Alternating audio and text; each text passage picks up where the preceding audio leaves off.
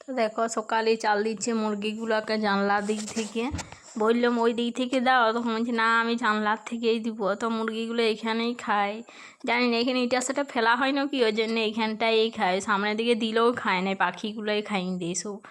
তো দেখো আদি এই চাল দিচ্ছে বাটি করে আনে, এনে বাটিটা রাখি দিচ্ছে। তো চাল দেওয়া হয়ে গেল। জানলা দিকে দেখছে, বলছে খাচ্ছে না নাই দেখি। তো যে মা গো খাচ্ছে।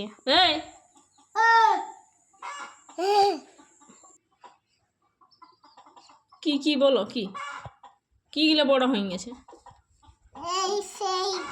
ওগুলোর নাম কি? ওগুলোর নাম কি বলো তো? আমি জানি না।